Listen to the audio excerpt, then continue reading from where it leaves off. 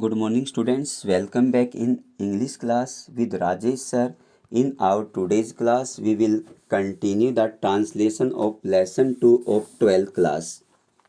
Lost Spring from Flamingo book. Part 2 written by Anis Jung. In part 1 में हमने पढ़ा कि साहिब के बारे में हमने पढ़ा, जो कि अपने पेरेंट्स के साथ 1971 में बांग्लादेश के शहर ढाका से आया था, क्योंकि वहाँ पर जो उनके खेत थे और जो उनका मकान था वो प्राय बाढ़ में, कोई फ्लड आती, कोई तूफान आता, उसमें बह जाते। इसलिए अपनी आजीविका कमाने के लिए, अपना पेट भरने के लिए साहिब के जो पेरेंट्स थे वो सीमापुरी में आकर रहने लग गए। वह सीमापुरी में रहता है और आसपास जहाँ भी कहीं उसको कूड़े का ढेर दिखाई देता है, वहाँ से वह ऐसे मटेरियल ढूंढता है जिसको बेचकर वह कुछ पैसे कमाकर अपने पेरेंट्स की हेल्प कर सके, क्योंकि वह बहुत ही गरीब है और जिस उम्र में उसको स्कूल जाना चाहिए था, जिस उम्र में उसको खेलना चाहिए था, उस उम्र में उसे काम करना पड़ता है, अपने पेरेंट्स की हेल्प करनी पड़ती है, नंगे पैर घूमना पड़ता है। इतना गरीब है कि उसके पास इतने पैसे नहीं होते हैं कि वो अपने पैरों में जूते या चप्पल डाल सके। अब साहिब एक चाय की दुकान में काम करना शुरू कर देता है, लेकिन वह उस काम से खुश नहीं होता है, लेकिन गरीबी ने उसको ऐसा करने से मजबूर कर दिया था।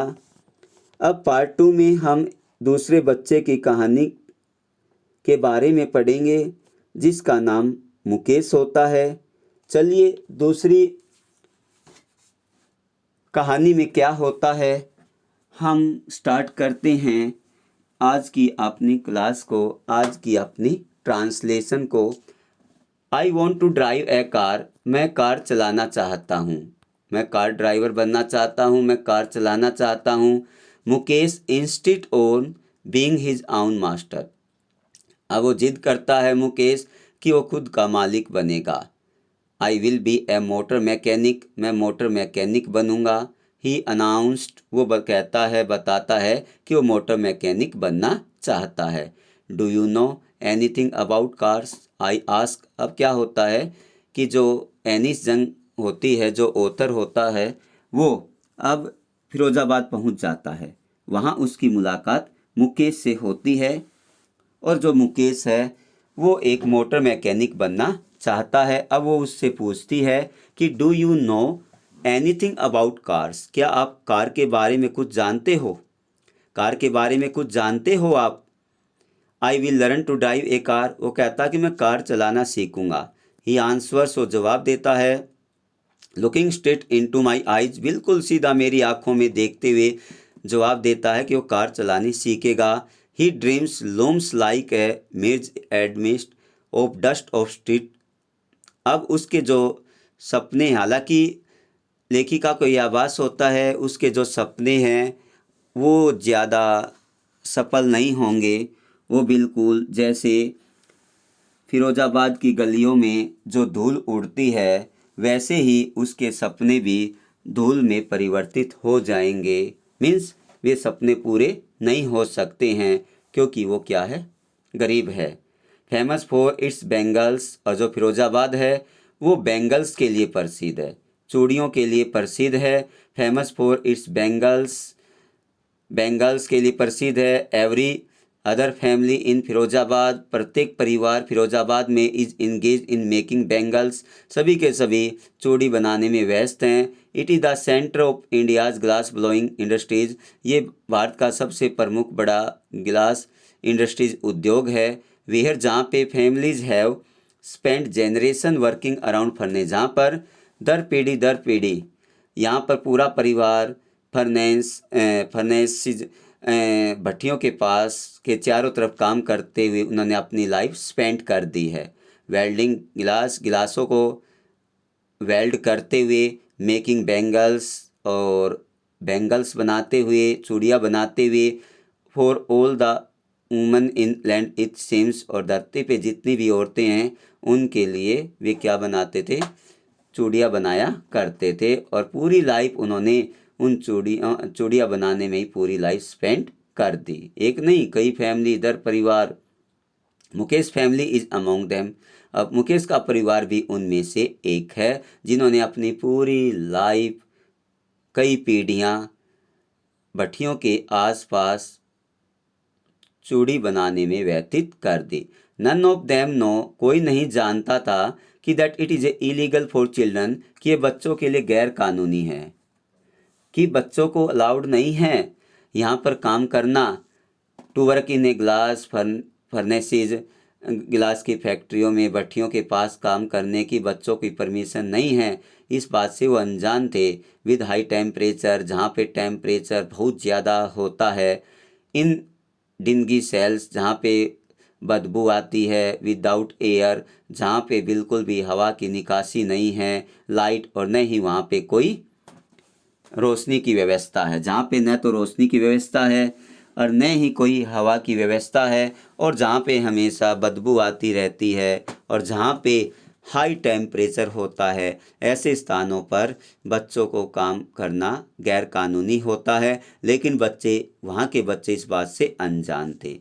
दैट दाला के कानून बनाया हुआ है, इफ़ इन्फोर्स, यदि सख्ती से इन कानूनों को लागू किया जाए, could get him all those 20,000 children out of the hot furnaces where they slog their daylight hours. वो क्या कहता है कि लगभग यदि सख्ताई से पालन किया जाए तो लगभग 20,000 20,000 ऐसे बच्चे होंगे जिनको इन गर्म भट्टियों के पास से बाहर निकाला जा सकता था। मीन्स 20,000 बच्चे ऐसे जो गैर कानूनी रूप से यहाँ पर काम करते हैं, और जहाँ पे slog their daylight hours, जो पूरा दिन अपना यहीं पर बिता देते हैं, open lodging the brightness of their eyes, और प्राय पूरा दिन यहीं बिताते हैं। और परिणाम क्या निकलता है कि इनकी आँखों की जो रोशनी है वो कमज़ोर हो जाती है, प्राय अंधे भी हो जाते हैं। Mukesh eyes beam as he volunteers to take me home. अब मुकेश की आंखों में ये ऐसा झलक रहा था कि मानो कि वो चाहता हो कि मैं उसके साथ उसके घर चलूं, उसके घर जाकर देखूं। विच ही प्राउडली सेज, और जिसके बारे में बड़े गर्व से कहता है, बीइंग रिबिल्ट, कि उसने रिबिल्ट किया है, इसको दोबारा बनाया है। We walk down stinking lanes, जो बदबूदार लेन्स थी, गलियां थी, उनमें से हम चले, चोक्ड विद गार्बेज, और वे गलियां कूड़े के ढेर से बंद पड़ी हुई थी, भरी हुई थी। Past homes that remains house with crumbling walls, और वहाँ पे जो मकान थे वो ऐसे थे उनकी दीवार गिरने वाली थी। मीन्स कुछ मकानों की दीवार गिरी हुई थी। वोबली डोर्स, और उन मकानों के दरवाजे ऐसे थे जो वोबली, हिलते डुलते रहते थे, मतलब टूटे फूटे उनके दरवाजे थे। नो विंडोज, और वहाँ पे कोई भी खिड़कियाँ नहीं थी। Crowded with families of human and animals को एग्जिटिंग इन ए प्राइमेल स्टेट, और वहाँ पे ऐसे मकान थे जहाँ पे परिवार के आदमी और जानवर एक साथ इकट्ठे एक जगह पे रहते थे। He stops at a door of such house, और इसी तरह के घर के दरवाजे के सामने रुका। बैंक्स ए वोबली आयरन डोर, एक लोहे का दरवाज़ा था जो पूरा हिल डुल रहा था, उसको बजाता है विद हिज फुट, अपने पैर से, एंड पुशेज इट ओपन, और पैर से धक्का देकर उसको खोलता है। We enter a half built shack, और हम आधा बने हुए घर के अंदर प्रवेश करते हैं। In one part of it, और इसके एक हिस्से में टेस्ट विद डेड ग्रास, जहाँ पे भूसा भरा हुआ था। एक हिस्से में is a firewood stove over which sits a large vessels of sizzling spinach leave, और वहाँ पे हमने देखा कि एक बहुत बड़ा स्टोव था। उस स्टोव के पास एक बहुत बड़ा बर्तन रखा हुआ था, और उस बर्तन में जो पालक थी, पालक की पत्तियां रखी हुई थी। ऑन द ग्राउंड, ग्राउंड के ऊपर, in a large aluminium platters, aluminium की प्लेट रखी हुई थी। एंड मोर चॉप्ड वेजिटेबल्स, और बहुत सी कटी हुई सब्जियां रखी हुई थी। A frail, frail means very weak, दुबली पतली young woman is cooking the evening meal, रात का भोजन पका रही थी। फॉर द होल फैमिली, पूरे परिवार के लिए रात का भोजन की तैयारी कर रही थी। वो दुबली पतली थी। Through eyes filled with smoke, उसकी आंखों में धुआं भरा हुआ था। सी स्माइल्स, फिर भी वो मुस्कुरा रही थी। She is the wife of Mukesh elder brother, जो मुकेश का बड़ा भाई था वो उसकी पत्नी थी, मीन्स वो मुकेश की भाभी थी। Not much older in years, वो ज़्यादा बड़ी नहीं थी उम्र में। She has begun to command respect as the bahu, अब उसको बहू की कमांड दी जा रही थी, रिस्पेक्ट दी जा रही थी। The daughter in law of the house, वो घर की पुत्र वधू थी। Already in the charge of 3 man, वो 3 आदमियों की उसके ऊपर जिम्मेवारी थी। हर हस्बैंड, उसके पति की, मुकेश की, और देयर फादर, और उनके पिता की जिम्मेवारी उसके ऊपर थी। When the older man enters, जब बूढ़ा आदमी अंदर आता है। She gently withdraws behind the broken wall, वो पीछे जो टूटी दीवार थी उस वहाँ चली जाती है। And brings her veil closer to her face, और अपने चेहरे पर घूंघट लगा लेती है। एज कस्टम डिमांड, जैसे कि रिवाज होती है कि बुजुर्ग के सामने जो औरतें हैं वो घूंघट कर लेती है। Daughters in law must veil there before male elders, जो बड़े मेल बुजुर्ग आदमी होते हैं, एल्डर होते हैं, उनके सामने वो पर्दा कर लेती है, घूंघट कर लेती। इन दिस केस में the elder is an impoverished bangle maker, impoverished bangle maker, इस तरह जो बूढ़े होते हैं इन केस में एल्डर इज, वे हमेशा बेंगल मेकर होते हैं। वे पूरी लाइफ उन्होंने अपनी बेंगल बनाने में ही बिता दी थी। Despite long year of hard labour, इतनी सालों तक कठोर मेहनत करने के बावजूद भी, as first as a tailor, पहले उसने टेलर का काम किया, देन ए बेंगल मेकर, फिर वो चूड़ी बनाने वाला बन गया। He has failed to innovate a house, वो अपना घर की टूट फूट भी नहीं करवा पाया। सेंड इज टू सन्स, वो तो 2 सन्स टू स्कूल, के लिए इतना कर पाया, अपने 2 बच्चों को स्कूल भेज पाया। All he has manage to do is teach them, कि वो अपने बच्चों को इतना ही सिखा पाया। वट ही नो, जो कुछ वो जानता था। The art of making bangles, means वो अपने बच्चों को केवल वही, जैसे दर पीढ़ी वहाँ पे काम चलता आ रहा था, तो उसने भी अपने बच्चों को वही काम सिखाया। कौन सा? चूड़ी बनाने का काम। इट इज़ द कर्म, ये हमारे कर्म हैं। डेस्टिनी, ये हमारा भाग्य है। Says Mukesh grand mother, Mukesh की दादी जी कहती है कि ये तो हमारा कर्म है, ये तो हमारे भाग्य में लिखा हुआ है। हु हैज़ वॉच्ड हर आउन हस्बैंड, जिसने खुद अपने पति को देखा था। गो ब्लाइंड, जो अंधा हो गया था। विद द डस्ट, उस धूल के से। From polishing the glass of bangles, जब वो उस बेंगल के गिलास को पॉलिश करते थे और उस दौरान जो धूल निकलती थी, उस धूल से उसके पति की आंखें चली गई थी, उसकी रोशनी चली गई थी। Can a god given line is ever be broken, क्या ये भगवान ने दी हुई ये परंपराएं हैं, इनको तोड़ा जा सकता है? सी इम्प्लाइज, वो कहती है, इम्प्लाइज करती है, born in the caste of bangle maker, वो कहती है कि हमारा भाग्य ही ऐसी कास्ट में हुआ है कि हमारा काम ही बेंगल मेकर हैं, हम भाई इससे ज़्यादा और दूसरा काम नहीं कर सकते। दे हैव सीन नथिंग, उन्होंने कुछ नहीं देखा पूरी लाइफ में, बट बेंगल्स, बेंगल्स के अलावा उन्होंने कुछ नहीं देखा है। इन द हाउस, घर में, इन द यार्ड, आंगन में, इन एवरी अदर हाउस, और दूसरे जितने भी घर हैं, एवरी अदर यार्ड, और दूसरे आंगनों में, every street in Firozabad, Firozabad के प्रत्येक गलियों में हमें केवल चूड़ियाँ ही चूड़ियाँ दिखाई दी थी। स्प्रेल्स ऑफ बेंगल्स, चूड़ियों का ढेर। सनी गोल्ड, सनी कलर की, पैडी ग्रीन, पैडी कलर की, royal blue, pink, purple, every colour born out of the 7 colour of the rainbow, मतलब हर प्रकार के कलर की वहाँ पे चूड़ियाँ देखी जा सकती थी। Lie in the mounds in the unkempt yard, और जो यार्ड थे, आंगन थे, वहाँ पर उनको उनके ढेर लगे हुए थे। Are piled on the 4 wheeled hand cart, हाथ से चलाई जाने वाली गाड़ियों में उनको रखा गया था। पुश्ड बाय यंग मैन, जो यंग मैन थे वो उनको धकेलते थे। एलोंग द नैरो लेन्स, उन पतली तंग गलियों में से। ऑफ द शांटी टाउन, और शहर तक उसको लेके जाते थे। And in the dark hutments, और जो अंधकार में जो झोपड़ियाँ थी, next to line of the flames of flickering oil lamps, वहाँ पर जो जलती हुई जो लैंप थे वहाँ से उनकी हमें लैंप जलने की रोशनी दिखाई दे रही थी। हमने देखा सिट बॉयज़, वहाँ पर बच्चे बैठे हुए थे एंड गर्ल्स, और लड़कियाँ बैठी हुई थी with their fathers and mothers, अपने पेरेंट्स के साथ, मम्मी पापाओं के साथ बैठे हुए थे। Welding piece of coloured glass into the circle of bangle, जो चूड़ियाँ होती हैं उनके सर्कल में, उनके घेरे में वो गिलास उस शीशे को क्या कर रहे थे, कलर कर रहे थे। Their eyes are more adjusted to the dark, अब उनकी आंखें अंधेरे में ज़्यादा एडजस्ट हो गई थी। देन द लाइट आउटसाइड, बाहर की रोशनी की अपेक्षा अंदर जो अंधेरा था उसने उन्होंने अपने आप को डाल लिया था।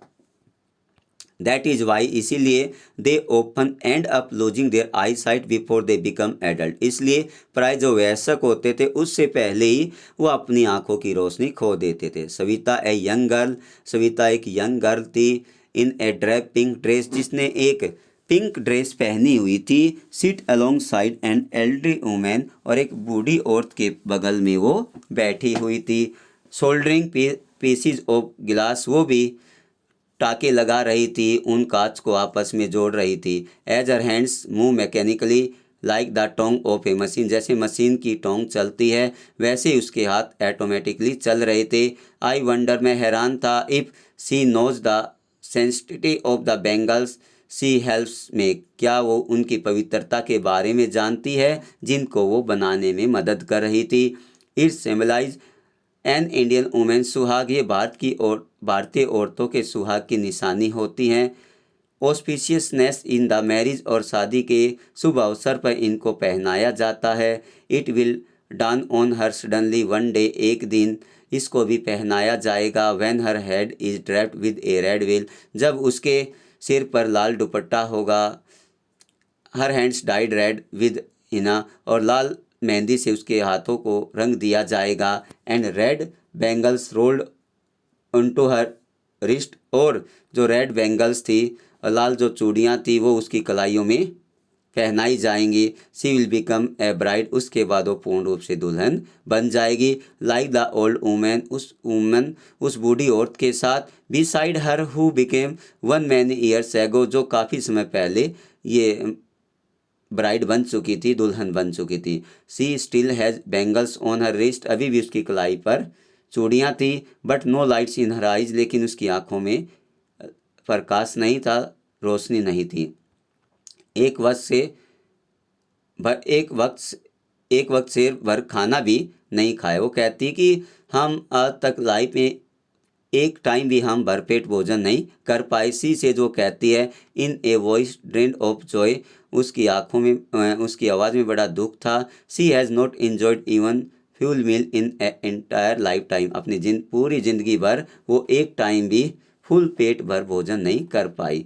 That's what she has reaped, उसने कहा कि जो कुछ किया है वही उसने पाया है। हर हस्बैंड, उसका पति, an old man with a flowing beard says, अपनी दाढ़ी पर हाथ फेरते हुए कहता है, I know nothing except bangles, मैं और कुछ नहीं जानता हूँ, सिर्फ इन चूड़ियों के बारे में जानता हूँ। All I have done is make a house for the family to live in, जहाँ भी हम रहते हैं हम सिर्फ इतना जानते हैं कि हमें यही कार्य करना है और हम यही चूड़ियों वाला ही काम करना जानते हैं। हियरिंग हिम, उसको सुनते हुए, वन वंडर्स, में एक हैरान होता है, if he has achieved what many have failed in their life time, कि उसने वो प्राप्त किया है कि जिन्होंने अपनी पूरी ज़िंदगी भर वो प्राप्त नहीं किया है। He has a roof over his head, वो कहता गर्व से कहता है कि उसके सिर के ऊपर छत है, मीन्स उसने मकान बना लिया है। ये उसकी सबसे बड़ी उपलब्धि है और ऐसी उपलब्धि आज तक किसी ने नहीं कर पाई। The cry of not having money to do any except carry on business of making bangles. The cry of not money, पैसा न कमाना, do not except carry on the business of the making bangles, ये जो व्यापार था चूड़ी बनाने का, not even enough to eat, वो उनको पर्याप्त भोजन नहीं दे सकता था। रिंग्स इन एवरी होम, प्रत्येक घर में आवाज़ आती रहती थी, रोते रहते थे, बिलखते रहते थे, लड़ाई झगड़ा होता रहता था। क्यों क्यों होता रहता था? कि वे अभी भी गरीब थे और इतना काम करने के बावजूद भी वो भरपेट भोजन नहीं कर पाते थे। ऐसा प्राय प्रत्येक घरों से इस तरह की आवाज़ आती हुई सुनाई दे सकती थी। The young man echo the lament of their elders, बड़े बच्चे आदमी थे, वो रोते रहते थे बुजुर्गों के लिए। Little has mood with time, little जो थे छोटे बच्चे, वो थोड़ा सा समय के साथ उन्होंने बदलाव कर लिया था। इट सीम्स, ये लगता था, इन फिरोजाबाद में years of mind numbing toils have killed all initiative and ability to dream.